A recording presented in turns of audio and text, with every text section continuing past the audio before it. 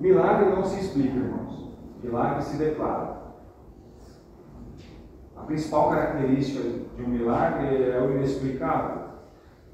Se o milagre fosse explicável, não seria milagre.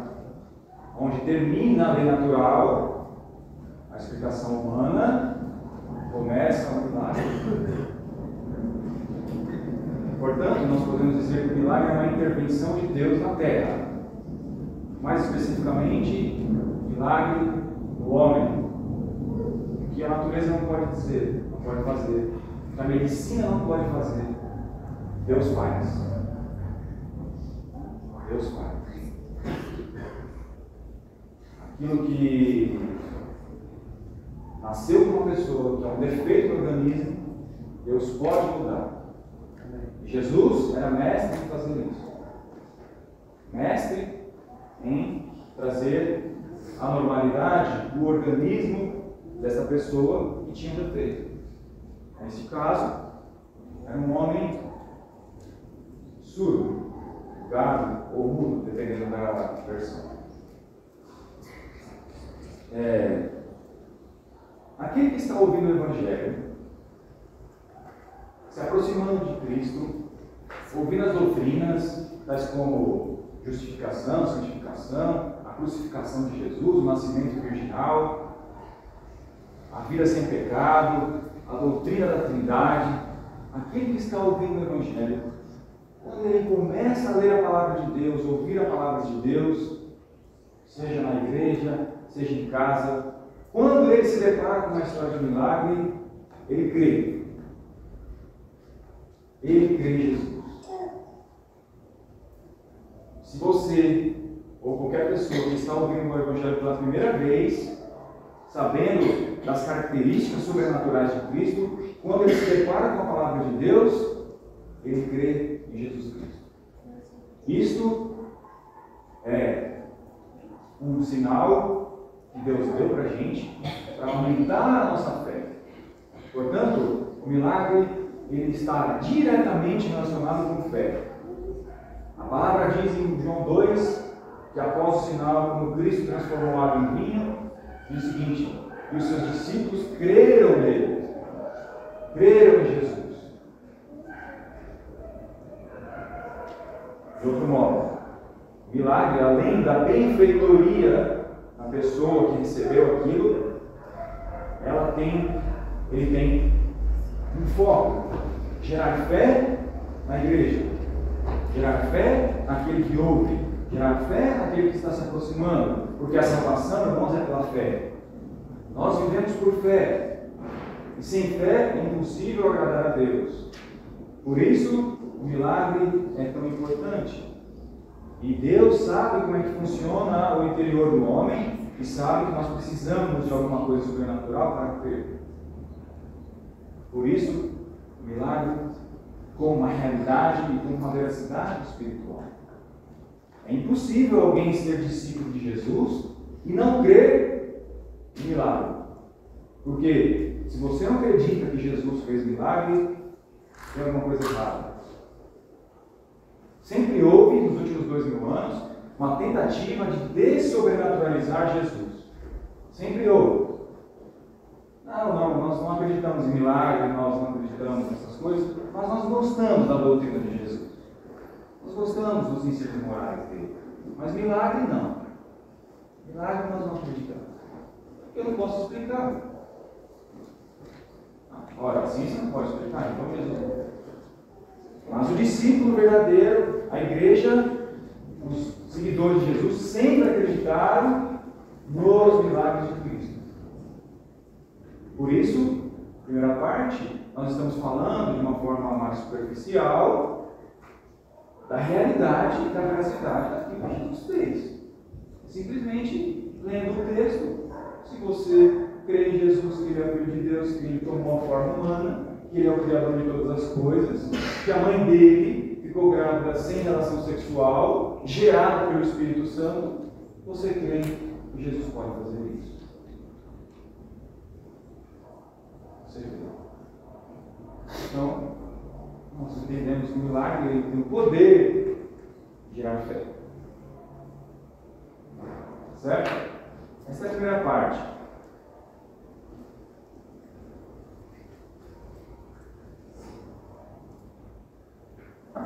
Segunda parte, irmãos, vamos falar de conversão. O livro que nós temos aqui é um livro espiritual, é um livro de meditação. A pior coisa que pode acontecer na vida de uma pessoa que se diz discípulo é dizer: eu já sei essa história, não preciso ler mais. Não caia nessa. Porque existe a realidade, como a Fábio disse. Mas nós vamos aprendendo verdades espirituais no texto, à medida que nós vamos se relacionando com a palavra de Deus, orando, e lendo, e relendo, e lendo, e relendo, nós vamos compreendendo verdades que à primeira instância não vêm. Porque o crescimento espiritual é aos poucos. Você vai aprendendo com os irmãos, aprendendo com Deus, aprendendo no seu quarto, aprendendo na caminhada. Agora, quando você se aproxima de Deus, se aproxima da palavra de Deus por fé, o Espírito Santo começa a te mostrar coisas mais profundas. São ensinamentos que exigem meditação. E é isso que Deus quer fazer conosco. Porque a palavra de Deus, irmãos, não podemos nos enganar. Ela é alimento para as nossas almas. Amém? A palavra de Deus, ela funciona como alimento para as nossas almas. E Jesus disse isso. Nem só de pão viverá o homem, mas também de toda a palavra que sai da boca de Deus. Amém? Por isso a importância da palavra de Deus, por isso a importância do ensino, por isso a importância da meditação, por isso a importância de estar diante deste livro todos os dias. Ou nós cremos que este livro é sobrenatural ou não. Nós precisamos entender isso. Este é o livro que vai alimentar as nossas almas.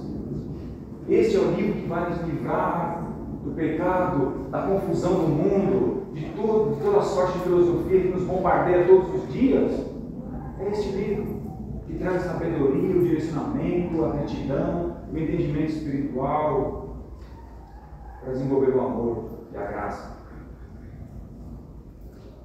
Este livro tem o poder de gerar vida espiritual. O milagre, então, a partir do momento que você passa a meditar na palavra de Deus e se desenvolver, o milagre agora se torna uma parábola viva. O milagre agora não é simplesmente uma história real que aconteceu, e sim, ela é uma história real. O milagre agora se torna uma narrativa espiritual, na qual você tira verdades espirituais e crê cada vez mais em Deus, se aproxima cada vez mais de Deus, e entende cada vez mais o que Deus quer dizer, e aí começa a entender os métodos também que Deus trabalha nas nossas vidas. Por isso, gostaria que os irmãos guardassem no coração uma pequena expressão que está nesse texto hoje.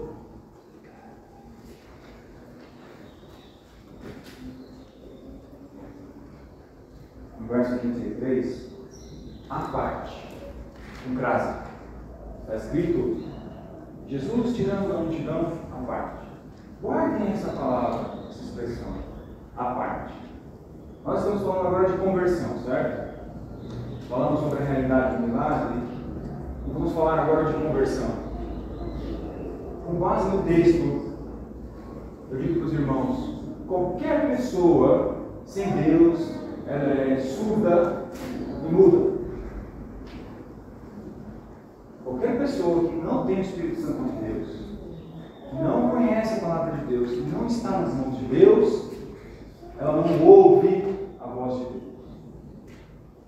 Os olhos espirituais e os ouvidos espirituais, a fala espiritual está interrompida pelas vozes deste mundo, pelas vozes do coração, pelas vozes da filosofia, pelas vozes do entretenimento, pelas vozes da sociedade.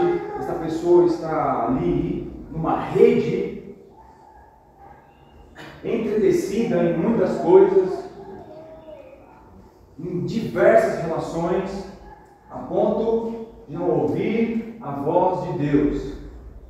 Os ouvidos espirituais dessa pessoa estão cerrados, está fechado. Ela não ouve. Ela não consegue ouvir a voz de Deus. São tantas vozes, desde o berço,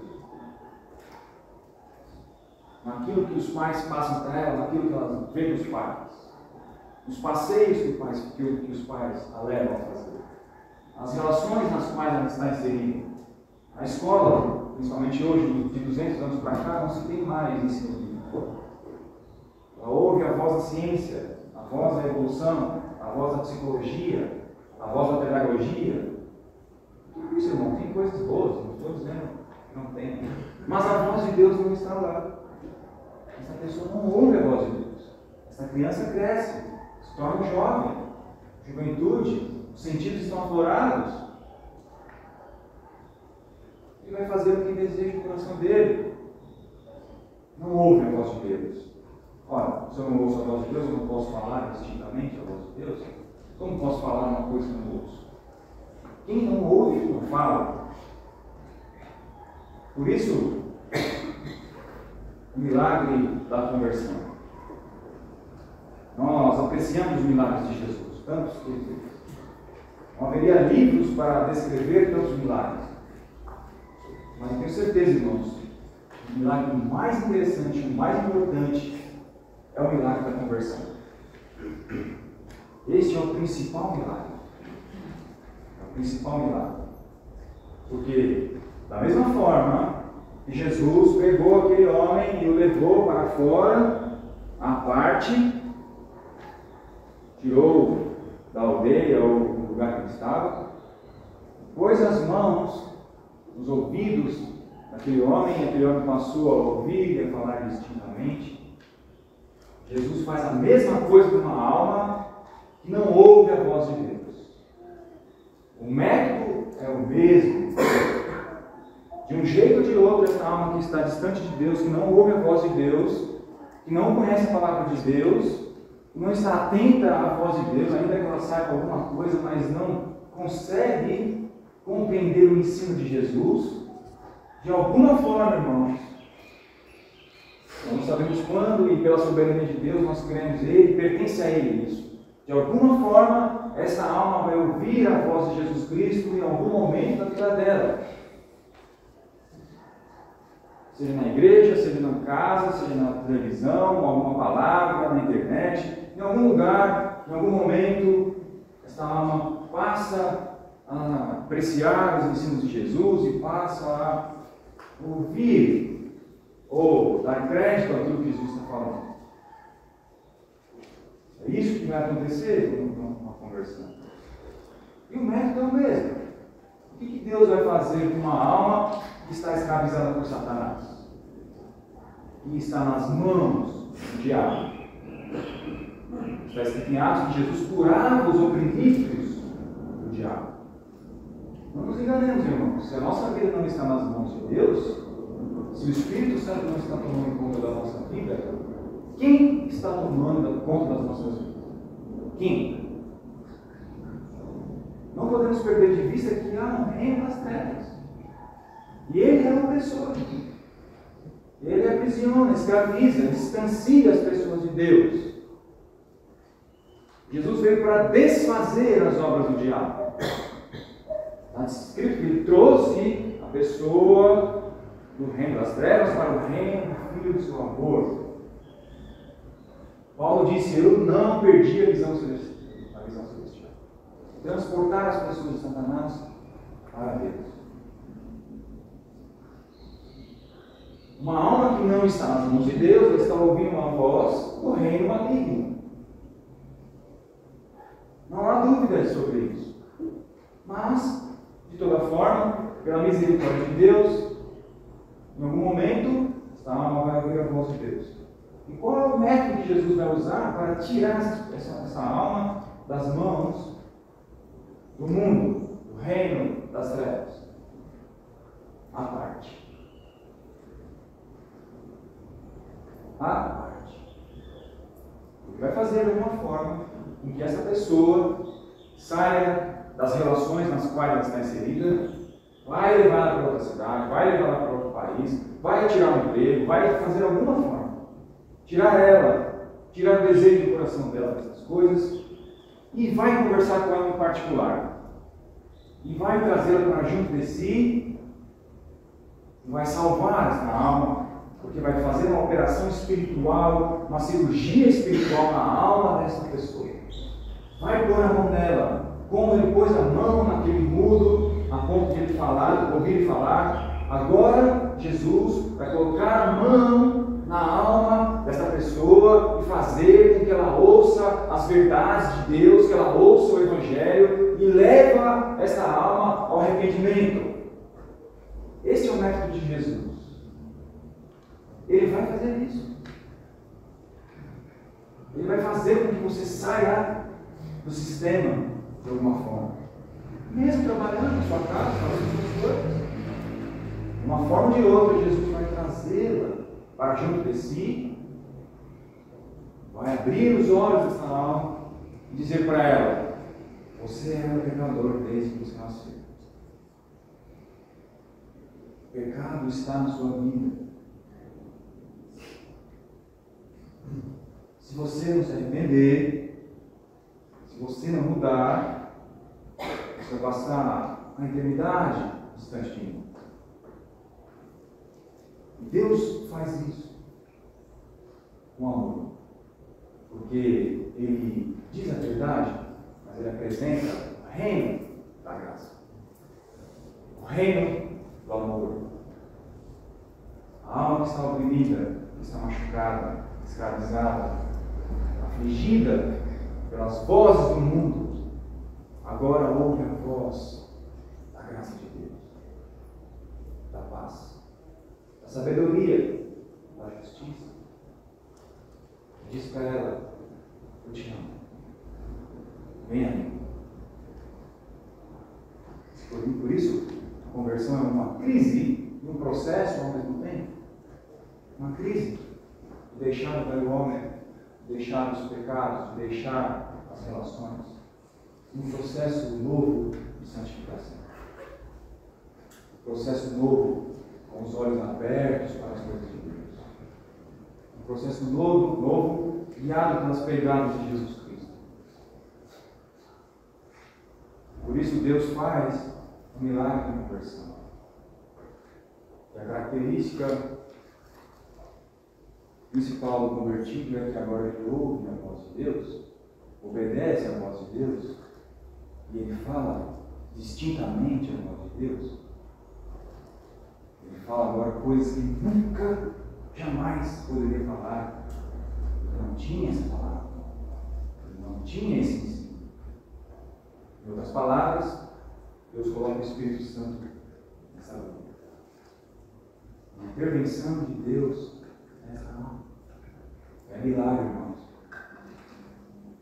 A conversão é milagre. A conversão é inexplicável. Como é possível uma pessoa, como é possível alguém ter um coração e uma mente mudada?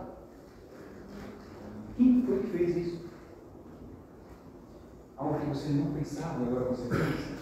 Algo que você não sentia, agora você sente. Algo que você não falava e agora você fala. Algo que você não amava e agora você ama. Você passa a odiar o mal agora.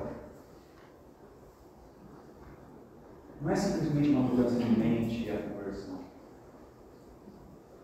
É uma mudança por completo na vida, na alma, no coração, a ponto de você a compreender o mal agora. Lutero escreveu muito bem sobre isso, sobre a compreensão do mal.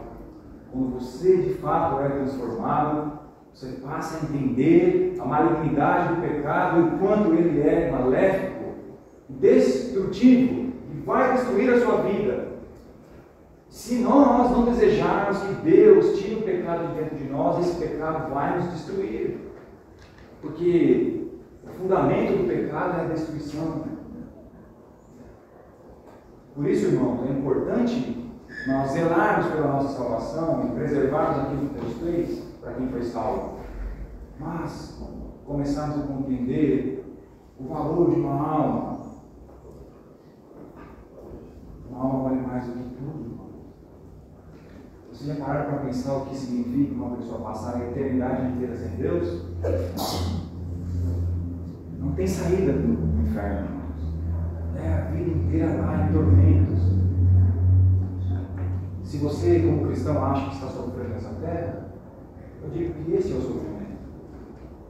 Agora, aquele que está sem Deus e acha que está levando uma vida de prazeres e de muitas coisas, ele nem imagina o que vem pela frente. A gente nem imagina que seria isso. Por isso, é importante a igreja resgatar o amor pelas almas, o amor pelas pessoas que estão perdidas. Porque poderia ser nós, irmãos. Imagine só passar a eternidade inteira sem Deus. E mais do que isso, não ter o descanso da alma aqui. Porque uma alma sem Deus, ela está inquieta, agitada, escravizada. Mas Deus, pela sua infinita misericórdia, Ele efetua milagres e faz muitos ainda. E tem feito.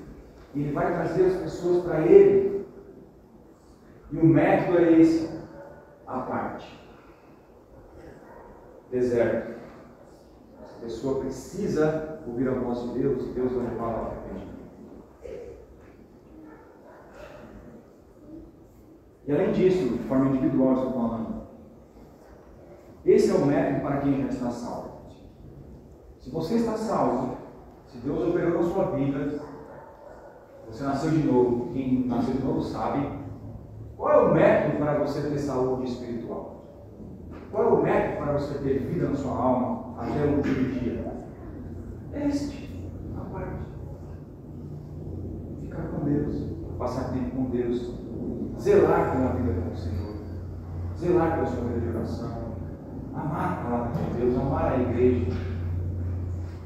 Porque aquele que está salvo, ele também pode ter enfermidades espirituais, e o inimigo ele quer fazer isso, travar o seu desenvolvimento espiritual. Como é que você sabe se você está enfermo espiritualmente ou não? Uma das características, uma das formas de saber no diagnóstico é o seguinte: você fala de Jesus Cristo por um estímulo externo ou por um estímulo interno? O que eu quero dizer com isso? Se você nasceu de novo, que teve esse milagre à parte, que Deus abriu seus olhos, você não fala de Jesus para ninguém. Você não expressa sua fé.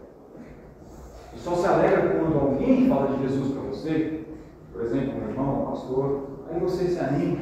Isso é um sinal de enfermidade. Não significa que você não foi salvo, mas significa que você está enfermo. E o caminho para a cura é este: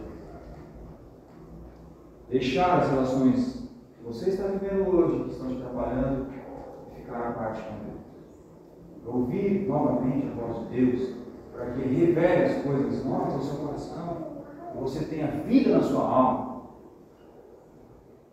Imagine um homem enfermo que está deitado na cama, quase não tem forças para levantar, a não ser para comer e fazer alguma coisa. Sem disposição. De repente, esse homem acorda, trabalha duro, tem força para jogar futebol, fazer exercício, fazer muitas coisas. É isso que Deus faz quando uma alma é avivada. Coloca vida e vigor no seu coração, disposição.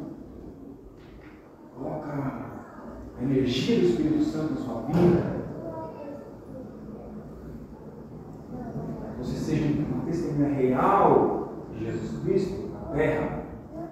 Daí você passa agora a pregar a Jesus Cristo por um estímulo interno. O que é um estímulo interno? Eu falo de Cristo espontaneamente, porque rios de águas vivas passam a fluir de dentro de mim, porque eu creio conforme a Escritura. Aquele que crê conforme a Escritura, rios de águas vivas correrão do ventre dele. Daí, conforme o pregador disse aqui, usando Marcos, essa alma vai sair para um lugar deserto com Deus e orar a Deus. Vai entrar no quarto, fechar a porta atrás de si e se derramar na presença de Deus. Porque o homem forte é o homem que confessa. Corajoso que confessa, que abre o coração diante de Deus, é forte. Na verdade é fraco. Ele sabe, sem Deus não é nada, Então essa alma passa a viver novamente curada. Deus quer isso. Ele quer colocar graça nas nossas vidas, poder. Quando acontece isso, você passa a ter misericórdia. Você passa a amar as almas. Você passa a entender que as almas estão perdidas. Você faz como Jesus Cristo, que assentava-se à mesa, não somente com os irmãos. Jesus sentava-se com os leprosos, com pecadores, com publicanos, com gente da pior, vamos dizer, conforme diz a sociedade. Sentava lá com ele. Uma alma que está viva sabe que tudo que ela tem vem de Deus. E o método, irmãos, para ter vida na alma é o mesmo, a parte com Deus. E não para levar uma vida monástica, pelo contrário. Este a parte com Deus é o momento de receber influências sobrenaturais na alma para compartilhar com as pessoas, glorificar a Deus. É nesse momento que Deus traz a graça, coloca nela a vida, vai pondo aos poucos, vai enchendo essa alma de graça, de amor, e de paz, e de disposição, de perseverança, para ela ser um testemunho vivo de Jesus. Daí é o seguinte, irmãos, os meus desejos mudam, os meus pensamentos mudam, a forma como eu gasto o meu tempo livre muda, a forma como eu gasto o meu dinheiro muda, os meus amigos mudam, a minha admiração pelas pessoas muda. Eu acho graça agora as coisas puras de Deus.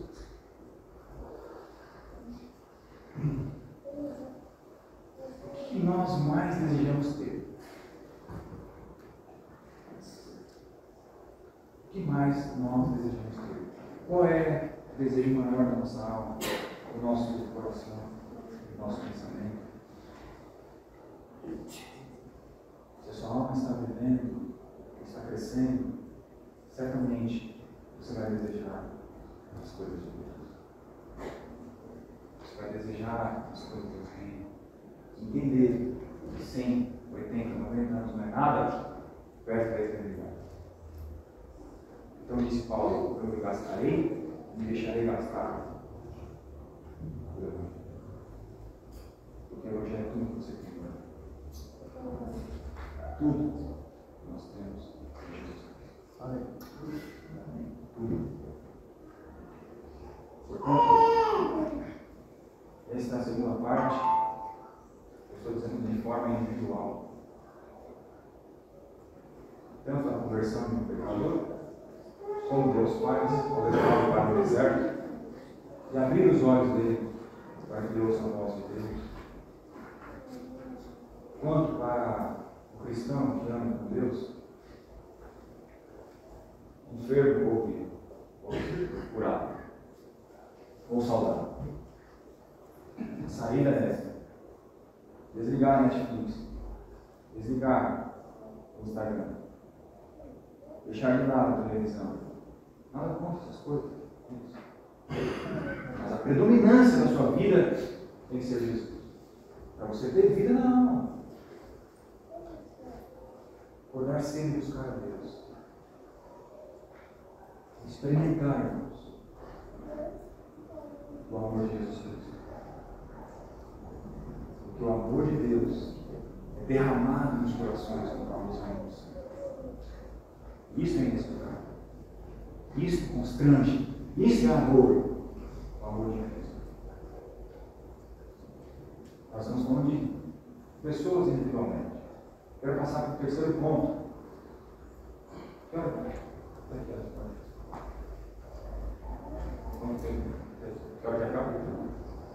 Tá certo, senhor? Tá um pouquinho atividade. Último ponto. Milagre como crescimento espiritual no corpo de Cristo. Agora, irmãos, nós estamos diante de uma tarefa difícil. Posso dizer dificílima. Dificílima, porque agora nós estamos falando de forma coletiva. E Deus também quer que o corpo cresça, que o corpo se desenvolva, que as pessoas que estão aqui na igreja cresçam de forma uniforme. Por isso, a coisa mais difícil que existe, não nessa igreja, é uma igreja crescer como corpo de forma coletiva, em unidade. Adquirir um só coração e uma só alma e crescer no conhecimento de Deus. Nós estamos falando agora de forma coletiva. E falar de forma coletiva é: eu sofro dano para que o meu irmão sofra. Eu cedo para que a igreja cresça. Eu deixo as minhas convicções de lado para que o corpo cresça. Eu me alegro com o meu irmão que tem mais capacidade do que eu. Eu deixo e formo líderes para que ele cresça e se desenvolva. Eu entendo que agora faço parte de um corpo, de uma engrenagem. E este é o maior desafio da igreja brasileira, irmão. Crescer como corpo. Crescer como unidade.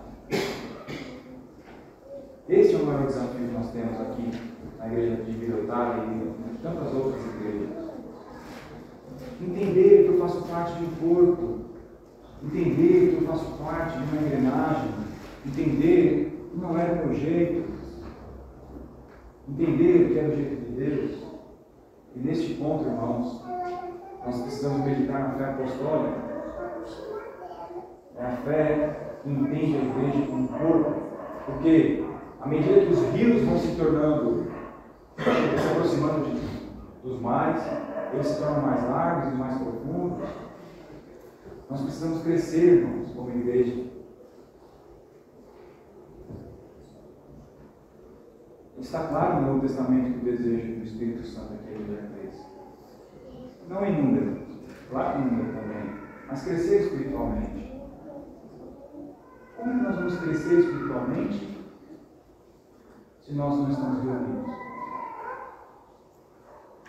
Por isso o método para o crescimento da igreja como um corpo é o mesmo. Qual é o método? A parte. O método é esse. Se nós queremos alguma coisa, irmãos, com Deus de forma coletiva, nós precisamos se reunir e deixar Deus tratar o nosso coração. Porque uma das coisas que é terrível de acontecer é você ter um avivamento individual, encontrar no corpo muitas dificuldades,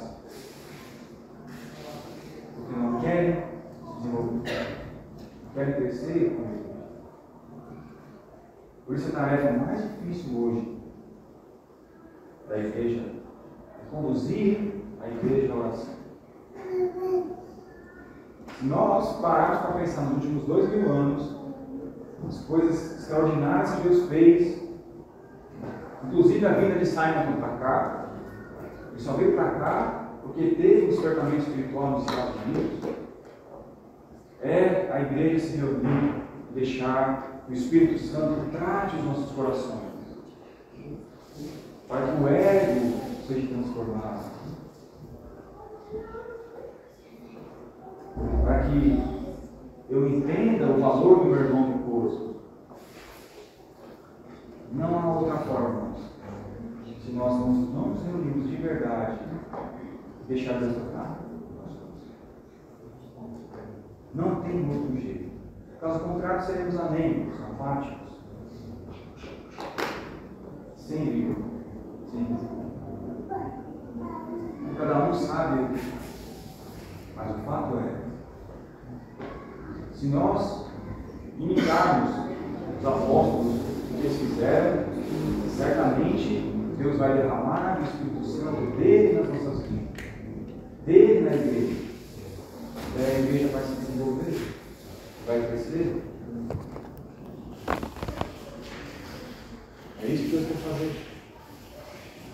Por isso, quando nós falamos de corpo de Cristo, a coisa mais difícil é eu me submeter ao corpo de Cristo. Eu me submeter aos meus irmãos. Eu deixar de lado as minhas vaidades. Eu deixar de lado aquilo que eu acho que é certo, para que o Espírito Santo trabalhe no nosso coração. Daí nós vamos entender o que é andar com Deus de forma unida.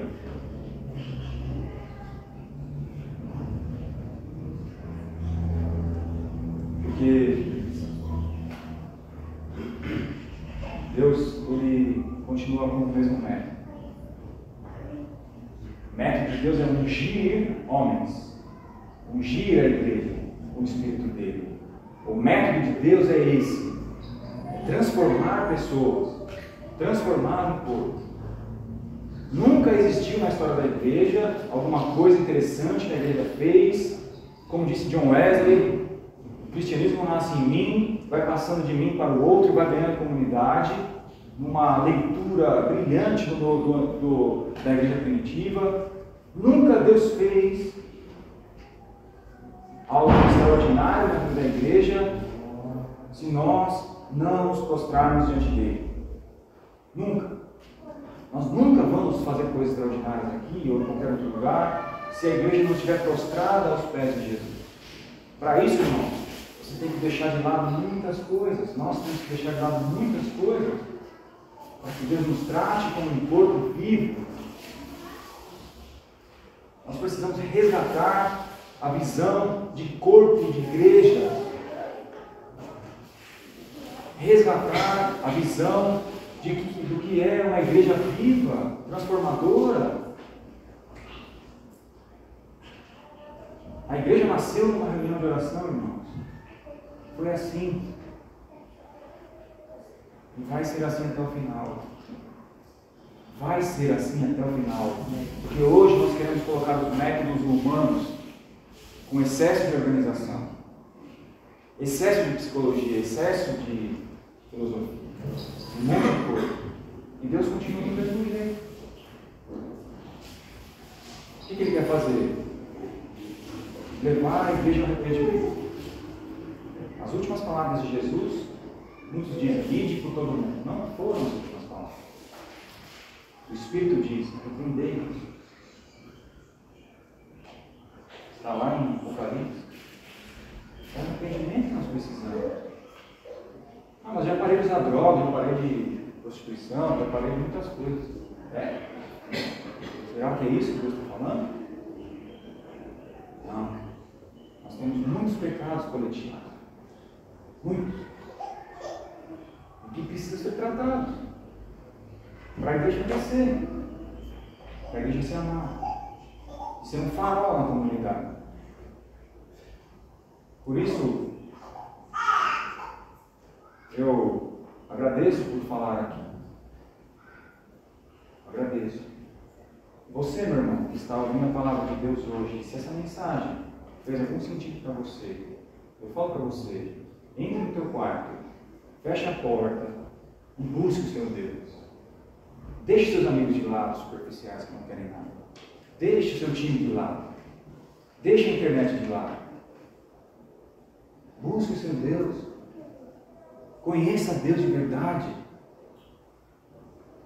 Não importa se os seus líderes não estão te dando ouvidos. Busque a Deus. Caminhe com Deus, que Ele vai te ensinar o que fazer. Ele vai te dar almas para você cuidar. Ele vai abrir portas para você. Ele vai te mostrar o que fazer. As pessoas iam atrás de Jesus. As pessoas foram atrás de João Batista. As pessoas iam atrás de Abraão. O exército de Abimeleque foi atrás de Isaac. Os irmãos de José foram atrás de José. Quando há um incêndio, irmãos, ninguém precisa dizer para você há um incêndio ali. Se você está cheio de Deus, não se preocupe. Não se preocupe. Aqueles que estão te desprezando, eles vão te procurar. Eles vão te procurar. Por isso nós precisamos de homens de Deus, de mulheres de oração e de jovens principalmente que tomem a vontade pela igreja, que se posicionem diante de Deus e levem a sério as coisas de Deus. Nós estamos perdendo as batalhas, irmãos. Nós estamos perdendo. Para finalizar, aqui,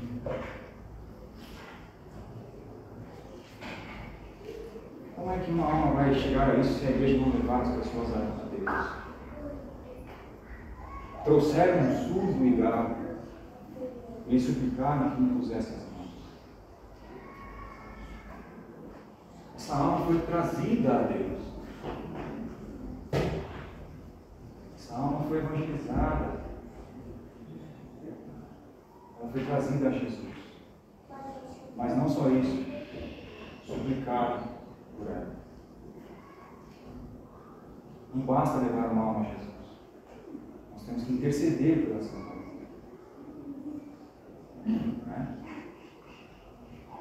Então, irmãos, eu deixo essa mensagem para vocês, que de um milagre real, de uma história real, nós podemos tirar muitas verdades espirituais.